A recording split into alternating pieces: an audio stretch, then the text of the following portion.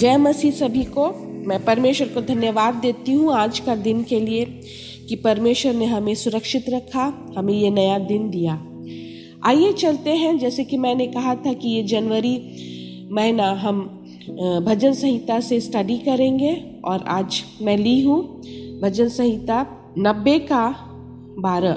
आइए हम साथ में पढ़ते हैं। हमको अपने दिन गिनने की समझ दे कि हम बुद्धिमान हो जाए। तो जब हम यहाँ पर पढ़ते हैं कि हम बुद्धिमान हो जाए तो बहुत सारे लोग बुद्धिमान होने के लिए बहुत अजीबो गरीबो तरह के चीज़ें अपनाते हैं अपनी ज़िंदगी में।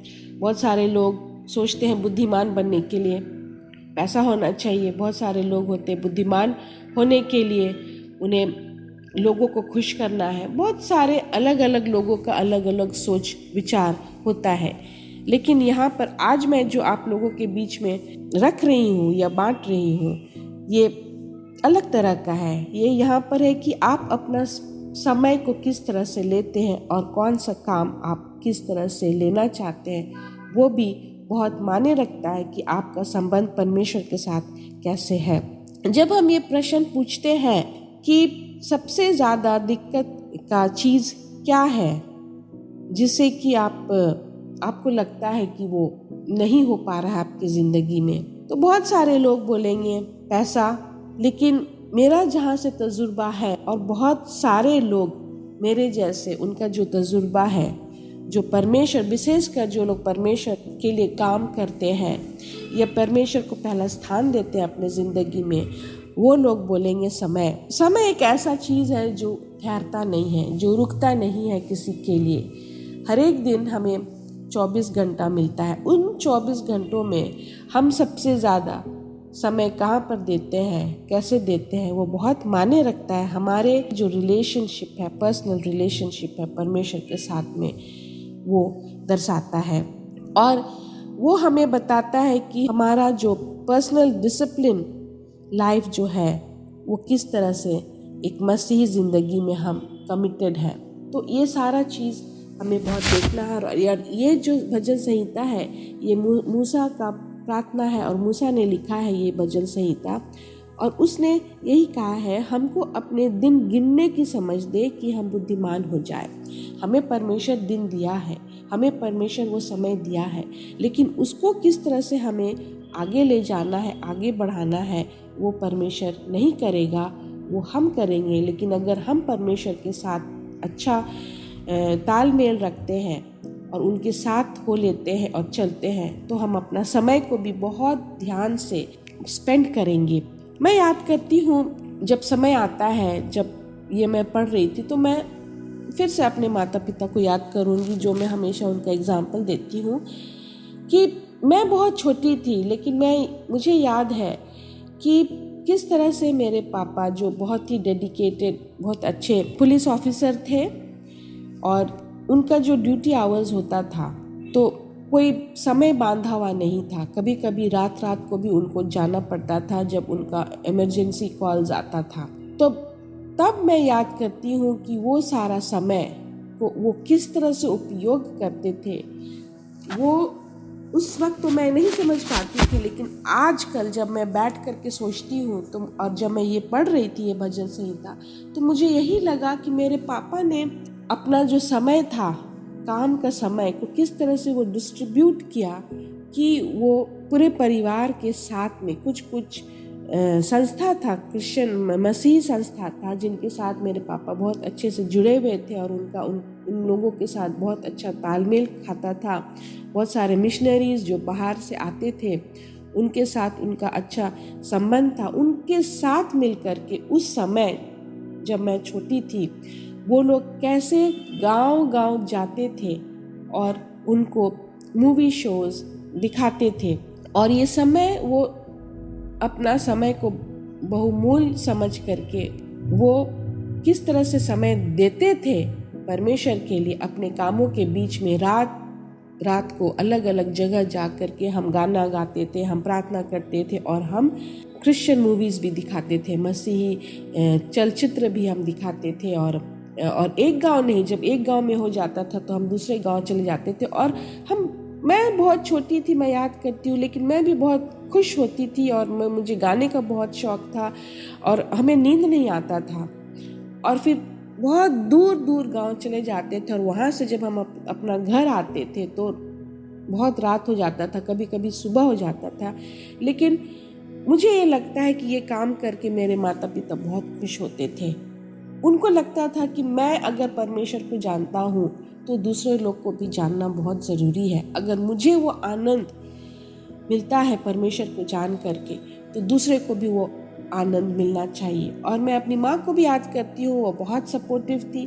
वो मेरे पापा के साथ में हम लोग सारा परिवार हम लोग जाते थे और हमारे साथ हमारे जितने भी पापा के जितने भी इर्द गिर्द लोग हुआ करते थे जो हम लोग को सर्व करते थे, उनको मिला हुआ था, वो हम लोग सब लोग मिल करके जाते थे एक परिवार हो करके।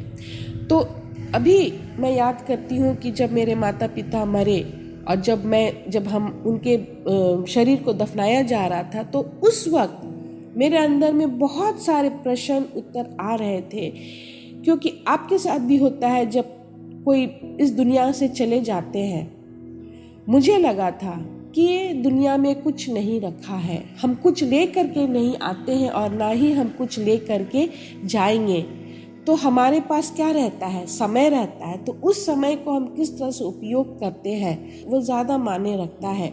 और अगर हम भजन संहिता में पढ़ेंगे तो बहुत सारे जगह में ऐसा ही लिखा हुआ है कि परमेश्वर की स्तुति करो, परमेश्वर का गुणगान करो, क्योंकि वही समय परमेश्वर देखता है और हमारा ज़िंदगी को भी देखता है कि हम किस तरह से परमेश्वर को वो समय वापस देते हैं। और 15 में जैसे लिखा हुआ है, जितने दिन तू हमें दुख देता आया और जितने वर्ष हम क्लेश भोगते आए हैं उतने ही वर्ष हमको आनंद दे। तो वो जो समय है वो समय रुकता नहीं, लेकिन परमेश्वर का समय है, जो समय में परमेश्वर को आप ग्रहण किए वो समय रुका हुआ है आपके ज़िंदगी में, आप उसको भूल नहीं सकते हैं। तो उसी तरह से अगर हम जो समय परमेश्वर को देते हैं वो समय हमेशा अनमोल होता है। हम इस दुनिया को छोड़ करके चले जाएंगे, उसके बाद भी वो समय एक अनमोल समय होगा, परमेश्वर के किताब में पुस्तक में लिखा हुआ होता है। तो वो ज़्यादा अच्छा है ना कि वो सारा चीज़ हम करें जो हर एक इंसान इस धरती पर करता है। बहुत सारे लोग अपने समय धन बटोरने में लग जाते हैं, लोगों को दबा दबा करके उनके धन को चुराते हैं, उनके जगह जमीन, उनके पैसे, उनके बैंक बैलेंस को किस तरह से हैक किया जाए, उनके अकाउंट को किस तरह से हैक किया जाए, दूसरे के घर को उजाड़ करके अपना घर बनाना, दूसरे की खुशी को ख़त्म करके अपना खुशी ढूंढना, अपना घर बनाना, ये परमेश्वर का काम नहीं है। और बहुत सारा लोग हर दिन करते चले जाते हैं और ये सारा वो समय इस्तेमाल करते हैं ये सारा चीज़ करने के लिए। लेकिन अगर हम एक सरलता सा जिंदगी जिए, अपने लिए नहीं लेकिन दूसरों के लिए, और वो समय हम किस तरह से उपयोग करते हैं, तो परमेश्वर सदैव हमें आशीष तो देंगे, लेकिन वो समय हमारा स्वर्ग राज में जो पुस्तक है उसमें लिखा हुआ रहता है और हर दिन लिखा जाता है। तो ये सारा चीज़ में हमें बहुत ध्यान देना, और इसीलिए मूसा ने बहुत अच्छा से लिखा कि हम किस तरह से बुद्धिमान होए।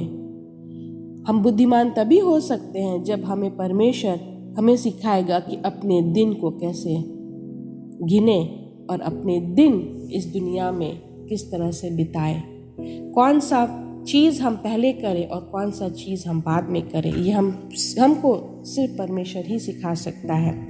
और अंत में अगर हम देखेंगे तब जो भी हम करते हैं, जैसे यहाँ पर बोला जाता है, जो पतरस के पुस्तक में लिखा हुआ है कि परमेश्वर के लिए 1000 साल एक दिन के जैसा है और हमारे लिए वो 1000 साल के जैसा ही रहेगा। और बहुत बार ऐसे होता है कि हम दिन पर दिन हम बस लेते ही चले जाते हैं उसको समझ नहीं पाते हैं, हम उसके ऊपर सीरियस नहीं होते हैं, हम अमल नहीं करते हैं। लेकिन परमेश्वर कहता है, जैसे हम इंग्लिश में हम पढ़ रहे हैं कि the night in biblical times was divided into 4 watches of 3 hours each. ना बिब्लिकल टाइम में बाइबल में जो लिखा हुआ है कि बाइबल के समय में, पुराने दिनों में समय को 4 भागों में बांटा गया था, जो कि 3 घंटा जिसमें हुआ करता था। और इसलिए परमेश्वर के लिए 1000 साल 3 घंटों के बराबर है, और वो उसी तरह से हमें भी देखता है। और वो हमारे लिए वो समय बस यूं ही चले जाता है, क्योंकि वो समय हम परमेश्वर को नहीं देख करके हम शैतानिक आदतों, शैतानिक शक्ति से लोग शैतानिक काम करते हैं, जो कि वो सिर्फ धरती में ही रह जाएगा। तो आइए आज हम परमेश्वर से दुआ करते हैं कि वो हमसे बातें करे, हमारे लिए वो दरवाज़ा खोले उस समय का जो हमेशा सदा सर्वदा पिता के लिए हो। तो सबसे पहले जब हम उठते हैं तो कुछ घंटा हमको परमेश्वर को देना है, विनती करके और बाइबल पढ़ करके। तब उसके बाद जब जो समय होता है वो दिन भर या आपके दिनचर्या में, वो समय आप जो कुछ भी करते हैं, चाहे वो आप परिवार के लिए करते हैं, लोगों के लिए करते हैं, अपने लिए करते हैं, वो समय हमेशा अच्छा रहता है। इसलिए जब हम प्रार्थना करते हैं हर दिन, तो हम यही बोलते हैं आखिर में कि पिता परमेश्वर, आज का दिन तो आशीषमय है, लेकिन आज का दिन हमारा ऐसा हो कि हम फलदायक हो, वो दिन आज का दिन फलदायक हो, ताकि हम जो कुछ भी करें उसमें फल आए, और वो काम सिर्फ आज के लिए ही ना समाप्त हो, लेकिन आज जो हम काम करेंगे कल का दिन में वो काम एक फल लाए।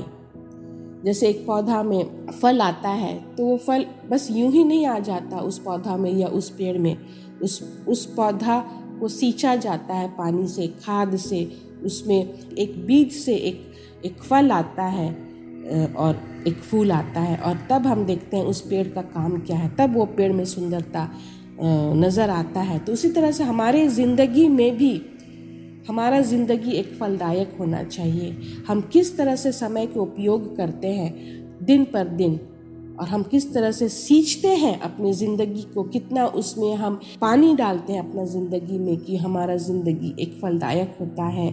और हमारा ज़िंदगी में हम किस तरह से अपने ऊपर में काम करते हैं। बहुत बार हमारे ज़िंदगी में आंधी आता है, तूफान आता है, भूकंप आता है, लेकिन फिर भी हम परमेश्वर में स्थिरता रख करके हम आगे ही बढ़ते चले जाते हैं। मौसम पर मौसम हम एक ऊंचा पेड़, एक ऊंचा गढ़ का सहारा वो है परमेश्वर में रह करके हम रहते हैं, और हमें कोई हिला नहीं सकता, हमें कोई शैतानिक शक्ति हिला नहीं सकता है।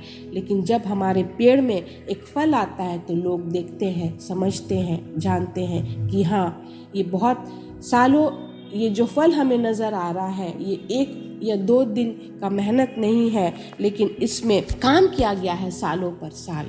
तो ये बहुत हमें समझना है और जानना है कि हमारा ज़िंदगी कितना फलदायक है, और उसके लिए हमें समय को देखना बहुत ज़रूरी है। और आज जो मूसा का हम ये भजन संहिता पढ़ते हैं, इसमें बहुत अच्छा तरीका से लिखा हुआ है कि हमको अपने दिन गिनने की समझ दे कि हम बुद्धिमान हो जाए। बहुत अच्छे से लिखा हुआ है।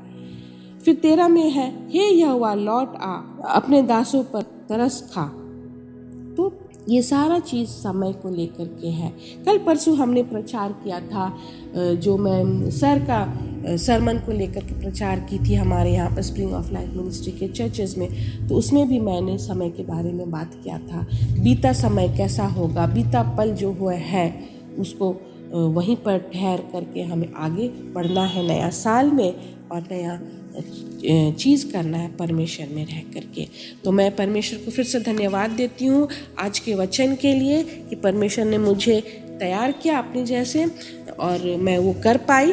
और मैं फिर से आप लोगों को कहती हूँ कि अगर आप पहले बार हमारे चैनल को सर्व करके पाए हैं या देखे हैं, तो आप अवश्य कुछ समय दें हमें और सुने हमारे वीडियो को और सब्सक्राइब करें। अवश्य परमेश्वर आपके साथ रहेगा। धन्यवाद।